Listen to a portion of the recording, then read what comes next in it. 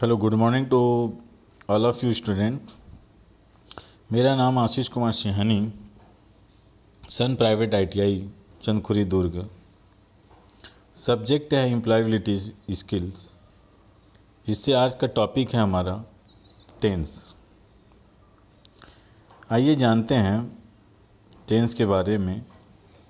जैसे कि मैं पिछले वीडियो में टेंस में आपको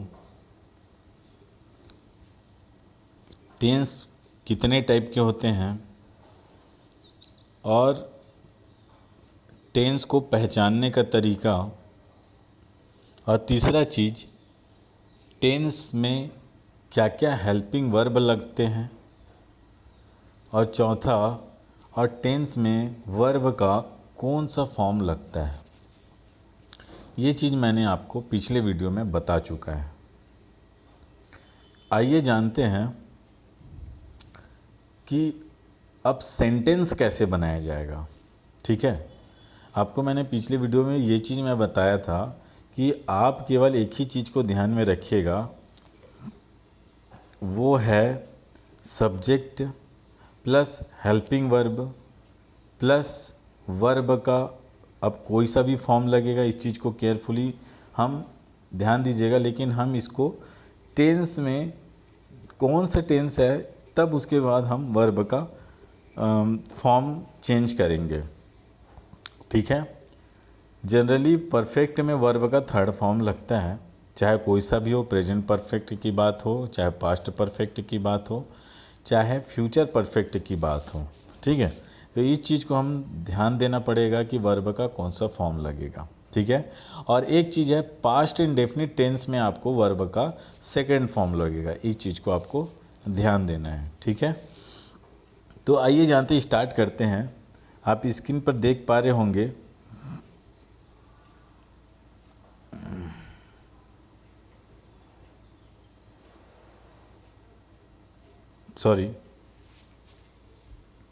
आप स्क्रीन पर देख पा रहे होंगे कि प्रेजेंट इंडेफिनिट के सेंटेंस बनाने के लिए 4 नियम हैं।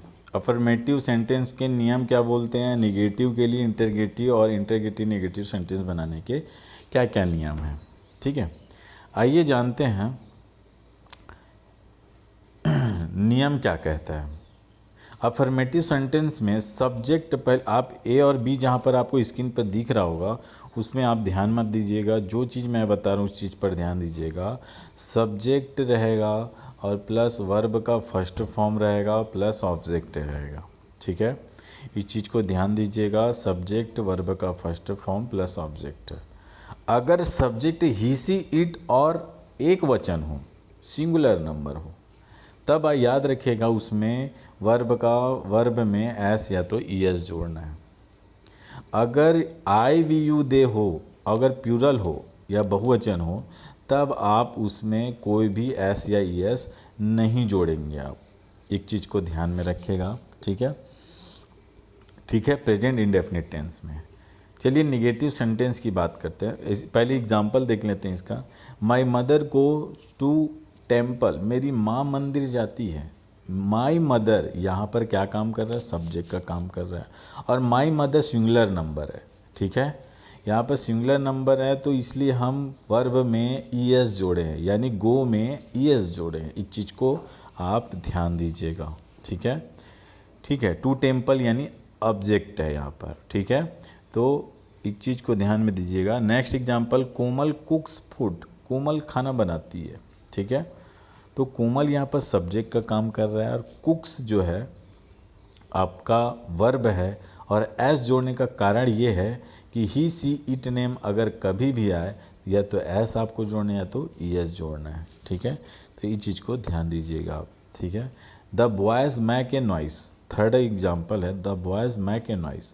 द बॉयज़ बोल रहा है, पहले से आपको बता दे रहा है कि लड़के यानी बहुवचन है, तो आपको क्या करना है, वर्ब में कोई एस या ईएस नहीं जोड़ना है।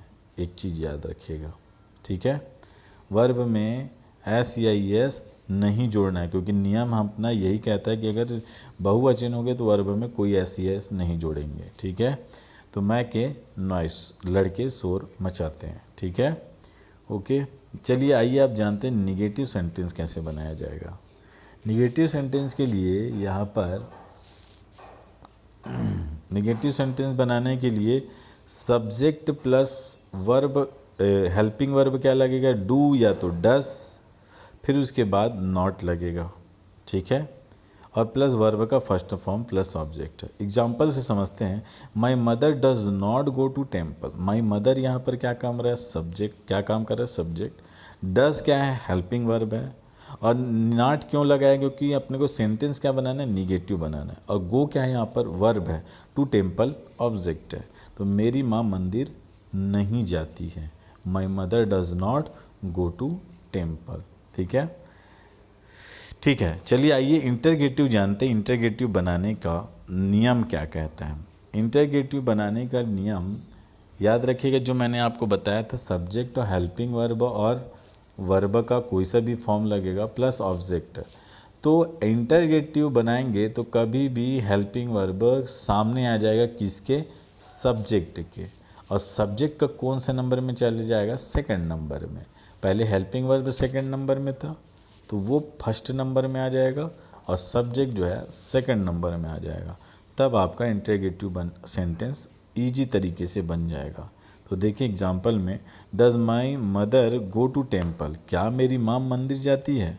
इंटरगेटिव यानी होता है प्रश्नवाचक चिन्ह, प्रश्नवाचक आपको बनाना है सेंटेंस, ठीक है। तो डज हेल्पिंग वर्ब था तो सामने आ गया, माई मदर सब्जेक्ट का था, गो क्या है, वर्ब है जिसमें कोई चेंजेस नहीं होगा, टू टेम्पल ऑब्जेक्ट है आपको। तो इससे आपको क्लियर हो गया होगा, रूल जैसे कह रहा है हम वैसे ही फॉलो कर रहे हैं, ठीक है। बस केवल आपको पहचानने आना चाहिए कि सब्जेक्ट कौन सा है, हेल्पिंग वर्ब कौन सा है और ऑब्जेक्ट, ठीक है। चलिए अब आपको बनाना है इंटरगेटिव निगेटिव सेंटेंस, ठीक है। इंटरगेटिव बनाने के लिए क्या मैंने आपको कहा था कि हेल्पिंग वर्ब को सामने ले आइए, हेल्पिंग वर्ब सामने ले आइए।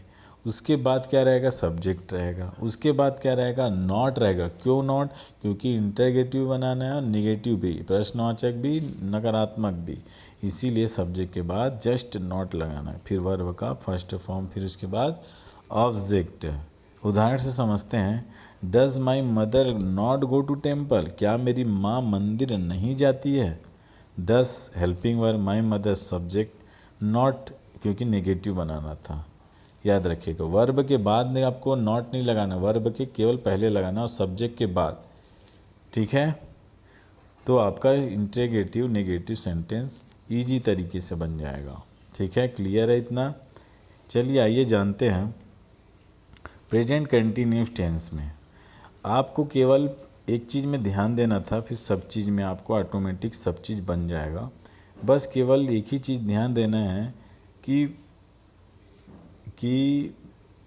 वर्ब का कौन सा फॉर्म लगेगा और कंटिन्यूस में हेल्पिंग वर्ब में क्या लगेगा, ठीक है। चलिए आइए जानते हैं। सब्जेक्ट वर्ब प्रेजेंट कंटिन्यूस में सब्जेक्ट रहेगा, उसके बाद helping verb is am are. आपको मैं इज एम आर का यूज़ पहले भी बता चुका हूँ कि इज का यूज़ किस में करोगे, he see it name single number में, और एम का प्रयोग केवल आई के साथ करोगे, और आर का प्रयोग वी यू दे या फिर बहुवचन के साथ करोगे, ठीक है।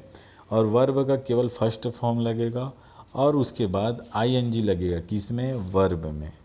जैसे कि सी इज क्राइंग, वह रो रही है। सी क्या काम कर रहा है यहाँ पर, सी यहाँ पर आपका सब्जेक्ट काम कर रहा है, और ईज क्या है, हेल्पिंग वर्ब, और क्राई क्या है, वर्ब है। और आई एन जी क्यों जोड़ा, क्योंकि प्रेजेंट कंटिन्यूस का नियम यही कहता है कि वर्ब में अपने को आई एन जी जोड़ना है, ठीक है। तो इस चीज़ को आप ध्यान रखिएगा, ठीक है। और निगेटिव सेंटेंस में केवल हम हेल्पिंग वर्ब के बाद नॉट यूज़ करेंगे। देखिए ध्यान से, सब्जेक्ट इज के बाद तुरंत हेल्पिंग वर्ब के नॉट, फिर वर्ब का फर्स्ट फॉर्म, फिर उसके बाद आईएनजी, फिर ऑब्जेक्ट लगेगा, ठीक है। तो बस आपको यही पहचानना है कि वो कौन से टेंस में और बनाना क्या सेंटेंस में है, कौन सा सेंटेंस बनाना है। तो ऑटोमेटिक आप इस चीज़ को केयरफुली ध्यान। तो आइए इतने ऑल ओवर में हम जानने का कोशिश करते हैं कि किस में हम लोग को दिक्कत, सब सिमिलर है, कोई दिक्कत नहीं जाएगा। जिसमें दिक्कत है वो चीज़ मैं आपको बताने जा रहा हूँ। चलिए ध्यान से देखते हैं।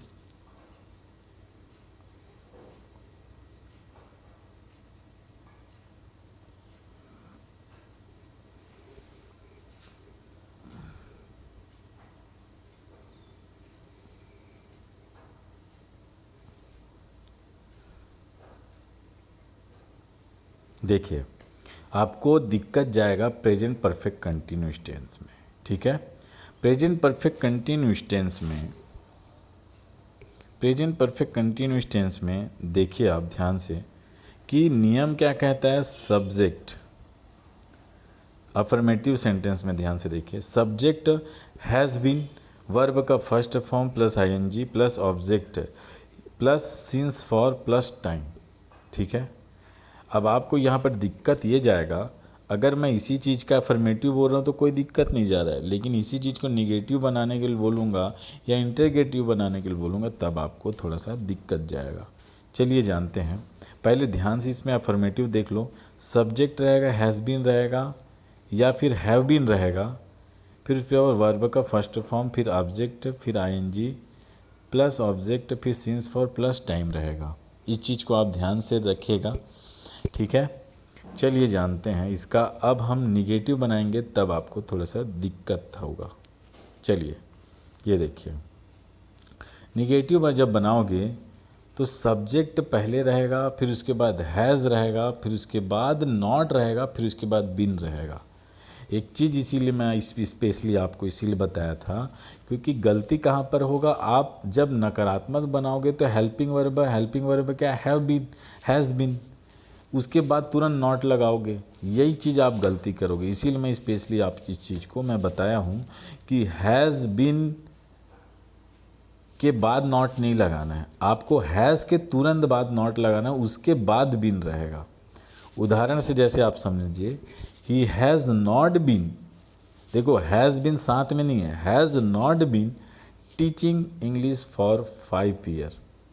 अब सिंस और फॉर का यूज़ मैं आपको बता चुका हूँ। सिंस का यूज़ निश्चित समय के लिए किया जाता है और फॉर का यूज़ अनिश्चित समय के लिए किया जाता है, ठीक है। जो चीज़ फिक्स हो, यानी 2 बजे से मैं पढ़ा रहा हूँ तब आप 2 बजे से पढ़ा रहा हूँ बोल रहा हूँ, तब आप सिंस यूज़ करोगे।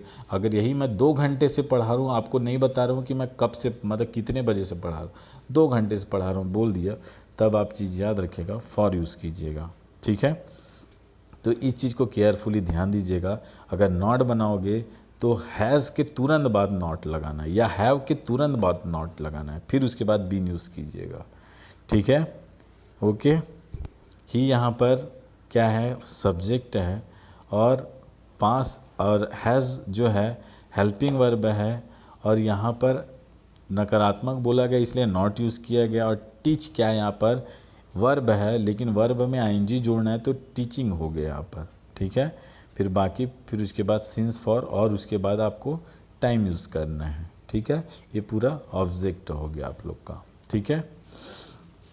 चलिए आगे नेक्स्ट हम पढ़ते हैं। सॉरी, यहाँ पर ऑब्जेक्ट नहीं होगा, मतलब कहने का मतलब ये था कि सिंस फॉर और टाइम यूज़ करना है आप लोग को।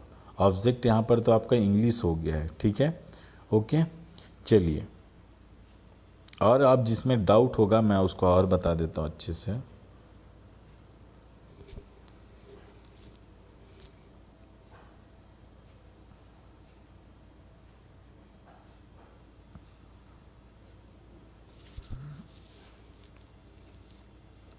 देखिए, पास्ट परफेक्ट कंटिन्यूअस टेंस में ध्यान से देखिएगा, नियम क्या कहता है, पहले ये ध्यान से देखिए। नियम ये कहता है कि सब्जेक्ट रहेगा, उसके बाद हैड बीन रहेगा, उसके बाद वर्ब का फर्स्ट फॉर्म, फिर ING plus object plus since for plus time रहेगा। यानी कि आप वही सेम टू सेम देख पा रहे होंगे कि जब आप इसका निगेटिव बनाओगे तो हैड बीन नॉट नहीं करना है, हैड नॉट बीन यूज़ करना है आप लोग को। जैसे एग्जांपल से, वह पिछले साल से एक स्कूल में नहीं पढ़ रही थी, she had not been, she been not नहीं करना है आपको, she had not been teaching in the school since last year, ठीक है। वो लास्ट ईयर से पढ़ रहा है, ठीक है। ओके, तो ये चीज़ आपको केयरफुली ध्यान देना। अब देखिए इसी में इंटरगेटिव में विशेष ध्यान देना है आपको, हैड बीन सामने में नहीं लाना है, केवल हैड लाना है। फिर उसके बाद सब्जेक्ट यूज़ करना है, उसके बाद आप बीन यूज़ कीजिएगा, ठीक है। इंटरगेटिव में हेल्पिंग वर्ब सामने आता है, लेकिन हेल्पिंग वर्ब यहाँ पर केवल हैड आएगा, बीन नहीं आएगा। लगता ज़रूर है कि हैड बीन हेल्पिंग वर्ब है तो सामने में ले आए, आपको वो चीज़ नहीं लाना है, एक चीज़ याद रखिएगा, ठीक है। क्लियर है इतना। अब उसके बाद आपको हैड पहले रहेगा, फिर सब्जेक्ट रहेगा, फिर उसके बाद बीन रहेगा, उसके बाद वर्ब का फर्स्ट फॉर्म, फिर आईएनजी प्लस ऑब्जेक्ट, फिर सिंस फॉर प्लस टाइम रहेगा, ठीक है। इतना आप लोग को क्लियर होगा, ठीक है। देखिए और इसमें डाउट होगा आप लोग को, मैं बता दे रहा हूँ। देखिए इसमें आपको डाउट होगा, फ्यूचर कंटिन्यूस टेंस में शैल हैव या will have, shall be will be. देखिए यहाँ पर फ्यूचर कंटिन्यूस टेंस का क्या नियम क्या कहता है, सब्जेक्ट प्लस वर्ब का फर्स्ट फॉर्म, वर्ब का फर्स्ट फॉर्म रहेगा, सब्जेक्ट प्लस रहेगा, विल बी या तो शैल बी रहेगा, फिर वर्ब का फर्स्ट फॉर्म प्लस आईएनजी, फिर उसके बाद ऑब्जेक्ट रहेगा, ये नियम कहता है। अब उसके बाद इसी का निगेटिव बनाएंगे तब दिक्कत आएगा हम लोग को। देखिए सब्जेक्ट रहेगा, सब्जेक्ट के बाद शैल रहेगा या विल रहेगा, उसके बाद नॉट रहेगा, उसके बाद बी रहेगा। शैल बी नॉट नहीं करना है या विल बी नॉट नहीं करना है निगेटिव में, इस चीज़ को केयरफुली ध्यान रखिएगा।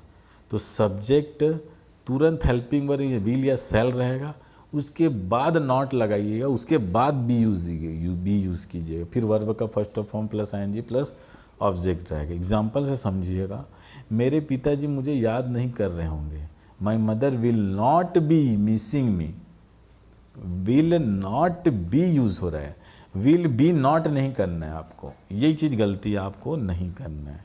वैसे इंटरगेटिव में देख लो, इंटरगेटिव में विल पहले सामने में आ जा रहा है, फिर सब्जेक्ट के बाद तुरंत क्या हो रहा है आपका बी यूज़ हो रहा है, सब्जेक्ट के जस्ट बाद बी यूज़ हो रहा है, ठीक है। एग्जाम्पल में will my mother B missing मी, क्या मेरी माता जी मुझे याद कर रही होगी, ठीक है। तो विल आपका हेल्पिंग वर्ब है, विल भी आपको सामने में नहीं लाना है, ठीक है। विल केवल लाना है या तो शैल केवल लाना है, ठीक है। फिर उसके बाद सब्जेक्ट, उसके बाद बी यूज़ कीजिएगा। तो यही आपको मैं बताना चाह रहा था मैं कि आपको करना क्या है, ठीक है। तो टेंस में केवल इसी चीज़ को आप केयरफुली ध्यान दीजिएगा, सेंटेंस बनाते समय निगेटिव और इंटरगेटिव में, इसी में आपको बहुत दिक्कत होगा, ठीक है।